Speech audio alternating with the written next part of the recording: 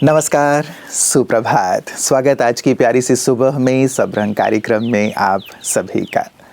मित्रों, परमात्मा को दाता कहते हैं। वो सबको देने वाले हैं। देते तो सबको हैं, लेकिन हमेशा ही भरपूर रहते हैं, कभी खाली नहीं होते। यूँ तो यदि हम कोई चीज़ किसी को देते हैं तो हम थोड़े खाली हो जाते हैं, अर्थात उस चीज़ का अभाव हो जाता है। लेकिन एक सुंदर सा आध्यात्मिक सिद्धांत है मित्रों कि जितना आप देंगे उतने आप संपन्न होते चलेंगे, क्योंकि परमात्मा देने वाले को कभी भी खाली नहीं रहने देते। मेरे पिताजी भी एक बात कहा करते थे बचपन में कि बेटा, देने वाला कभी गरीब नहीं होता और लेने की कामना रखने वाला कभी अमीर नहीं हो सकता।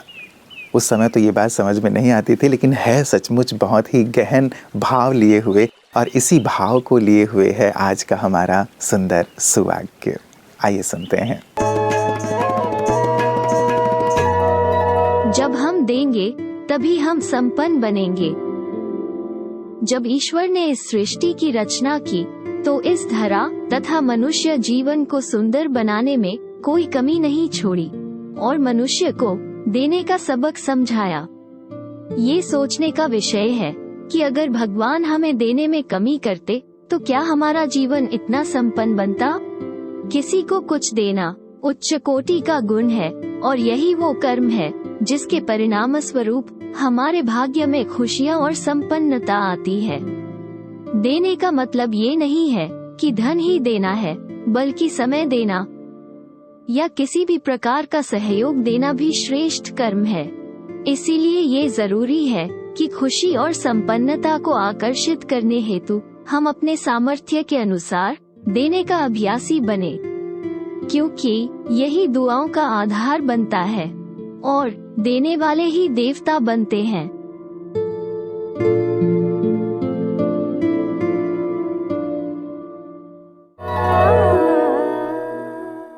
मित्रों, देने की बात हो रही है तो एक बात ये भी बहुत प्रचलित है कि दे दान तो छूटे ग्रहण। जब हम कुछ दे देते हैं, अर्थात अपनी बुराइयां दे देते हैं या फिर अपने अंदर के अवगुणों और कमियों को ईश्वर को अर्पित कर देते हैं, तो हमेशा के लिए उनसे हम मुक्त हो जाते हैं। ऐसे ही हमें कुछ बुरी आदतों को भी, जो कि हमारे स्वास्थ्य को खराब करती हैं, उन्हें भी अर्पित कर देना चाहिए। तो शायद ये जो अस्वस्थ रहने का ग्रहण बीच बीच में हम पे पड़ता रहता है, उससे हम हमेशा के लिए मुक्त हो जाएंगे। तो इस कथन पर भी ज़रूर विचार कीजिएगा आज कि किन चीज़ों का हम दान कर दें, ताकि जीवन से असफलता रूपी ग्रहण, जो बीमारी रूपी ग्रहण या अनेक प्रकार की जो परिस्थितियां रूपी ग्रहण लगती रहती हैं, उनसे हम मुक्त हो जाएं। ज़रूर इस पर गहराई से चिंतन कीजिएगा और इस चिंतन के साथ साथ आइए चलते हैं अपने अगले सेगमेंट सेहत की ओर। ओम शांति। कई बारी हमारे पास ओपीडी में ऐसे बहनें आती हैं, कहती हैं हमें पेट में दर्द है, हमें सर में दर्द है, हमें जोड़ों में दर्द है। कई सारे इन्वेस्टिगेशंस भी करा लेते हैं, कई बारी कुछ भी नहीं निकलता है। वो फिजिकल लेवल पे उनके सारे इन्वेस्टिगेशंस ठीक होते हैं, तो फिर क्या वजह हो सकता है। WHO भी कहता है कि आज के समय में most of the diseases are psychosomatic. Psycho यानी माइंड, सोमैटिक आपका फिजिकल बॉडी। कई बारी जब हम पेशेंट से, हमारी जो बहनें आती हैं उनसे बात करते हैं, जब उनसे हिस्ट्री लेते हैं, तो हमें ये पता पड़ता है कि उनके मन पर जो ये प्रभाव पड़ रहा है, उनके नकारात्मक वायुमंडल यानी उनका जो फैमिली लाइफ है, उनके जो आसपास के सारे संबंध, संपर्क, रिलेटिव्स हैं, वो नकारात्मक चिंतन करते हैं। तो एक बहन, एक महिला यदि दिन भर ऐसे वातावरण में है जहाँ मोस्टली नेगेटिव थॉट्स या नकारात्मक चिंतन ही चले, तो वो संकल्प की ऊर्जा जो है वो नेगेटिव है, तो वायुमंडल कैसा हुआ, तो उनका मन हुआ ना कमज़ोर। तो देखिए, जिस तरह कहीं गंदा पानी होता है तो वो कीड़ों को और मच्छरों को जन्म देता है, उसी तरीके से यदि हम बहुत ज़्यादा नकारात्मक संकल्प, नकारात्मक चिंतन में रहते हैं, तो वो वायुमंडल को दूषित करता है और उसी तरीके से हमारा पूरा तन को भी असर करता है। तो वायुमंडल को सुगंधित बनाते हैं, स्वस्थ बनाते हैं सकारात्मक चिंतन से। ओम शांति। मित्रों, डॉक्टर APJ अब्दुल कलाम जी एक बहुत ही सुंदर सी बात कहा करते थे कि ज़्यादातर लोग आज लेने की इच्छा रखते हैं और सारी ही समस्याओं की जड़ यही है कि हर एक लेना चाहता है, देना कोई भी नहीं चाहता। लोग सम्मान चाहते हैं, प्यार चाहते हैं, सहयोग चाहते हैं कि लोग ये मुझे दें, इस कामना से भरे हुए हैं। इसे यदि बदलकर देने की भावना ले आया जाए कि मुझे देना है, मुझे देना है, कोई मुझे दे या ना दे लेकिन मुझे देना है, तो ये जो देने की भावना है ये सभी समस्याओं का निदान कर देगी। सचमुच बात छोटी सी लगती है लेकिन बहुत ही पते की है और बहुत ही गहन है मित्रों। हम इसे करके देखें, देना प्रारंभ करेंगे तो मिलना भी प्रारंभ हो जाएगा। चूँकि सभी कामना ही कर रहे हैं लेने की, इसीलिए शायद अभाव है शांति की, खुशी की और प्रेम की।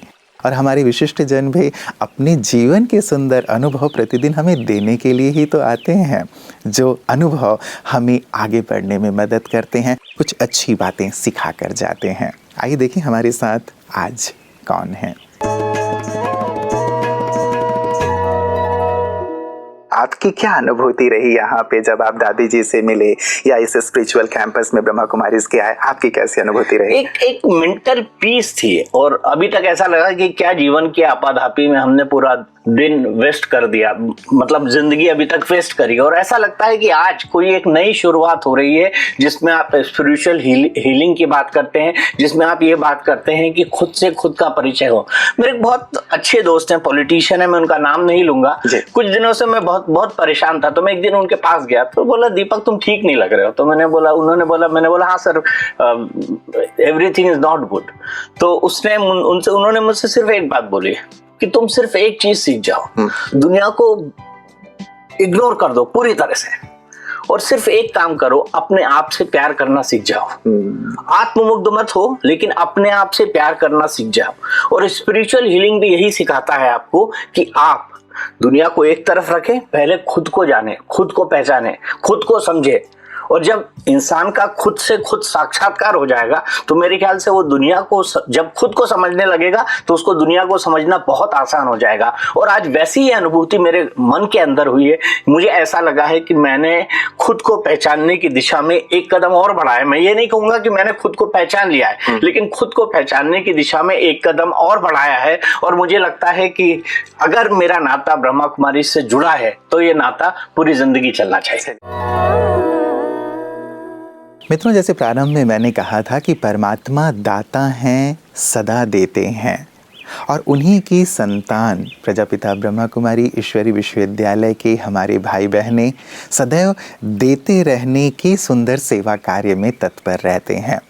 वो ईश्वरीय ज्ञान देकर सबके जीवन में प्रकाश लाते हैं, राजयोग सिखाकर आंतरिक शक्तियों को जागृत करना सिखाते हैं, साथ ही दिव्य गुणों की खुशबू कैसे जीवन में आए ये सिखाते हैं। आर्ट ऑफ लिविंग क्या है, जीवन को कैसे जिया जाए भरपूर तरह से, और साथ ही संसार की सेवा कैसे की जाए, ये सारी सुंदर बातें और कलाएं ब्रह्मा कुमारीज हमें सिखाती हैं। जन जन तक जाकर के ये सुंदर सेवा कार्य निस्वार्थ भाव से कर रही हैं, अर्थात देती जा रही हैं। इसीलिए दिल से उनके लिए प्यार और सम्मान पैदा होता है। आइए देखते हैं पीस न्यूज़ हाइलाइट्स में ये सुंदर सेवा कार्य वो कहाँ कर रहे हैं। जीवन में एकाग्रता का बड़ा महत्व है। यदि कोई इसे अपने जीवन में ढाल ले तो किसी भी असंभव कार्य को कर सकता है। ब्रह्मा कुमारी इस जगह जगह पर राजयोग के माध्यम से एकाग्रता को बढ़ाने का संदेश दे रही है। ऐसे ही सेवा कार्य ब्रह्मा कुमारी इस दिल्ली लोधी रोड द्वारा किया गया। RK. Goyal institute of technology में इनर इंजीनियरिंग विषय में कार्यशाला हुआ, जिसमें इंस्टीट्यूट के निदेशक डॉक्टर D.R. सोमशेखर, प्राध्यापक गणों सहित लगभग 500 इंजीनियरिंग के विद्यार्थियों ने भाग लिया। अपने वक्तव्य में ब्रह्मा कुमारीज की वरिष्ठ फैकल्टी B.K. पीयूष ने बताया, हार्डवेयर और सॉफ्टवेयर दोनों का ज्ञान आवश्यक है। वैसे ही मनुष्यों में भी हार्डवेयर और सॉफ्टवेयर दोनों है। पढ़ाई शुरू करने से पूर्व कुछ समय ध्यान करने से एकाग्रता, आत्मबल और मनोबल बढ़ते हैं। और सफलता सुनिश्चित हो जाती है। डॉक्टर DR सोमशेखर ने संस्था की प्रशंसा की और बीच बीच में विद्यार्थियों हेतु प्रवचन कराते रहने का वायदा किया। BK दीपिका ने संस्था का परिचय दिया और BK मनीषा ने योग अभ्यास कराया। मित्रों, आज का पूरा ही सब रंग देने पर आधारित। जितना देंगे उतनी संपन्नता हमारी बढ़ती चलेगी। मुझे एक फ़ोटो मेरे जेहन में उभर कर आ रहा था कि ईश्वर एक बच्चे से कुछ मांग रहे हैं। उस बच्चे के हाथ में खिलौना है, छोटा सा खिलौना, लेकिन वो बच्चा उन्हें दे नहीं रहा है और ईश्वर ने अपनी पीठ के पीछे एक बड़ा सा खिलौना रखा हुआ है। वो चाहते हैं कि वो छोटा खिलौना वो दे दे ताकि मैं इसके हाथ में बड़ा खिलौना दूं। कई बार हम अपने पास जिन चीज़ों को पकड़ कर रखते हैं उन्हें देना नहीं चाहते। जब तक हम छोड़ेंगे नहीं तब तक बड़ी चीज़ें जो ईश्वर हमें देना चाहते हैं, प्रकृति हमें देना चाहती है, उससे हम वंचित रह जाते हैं।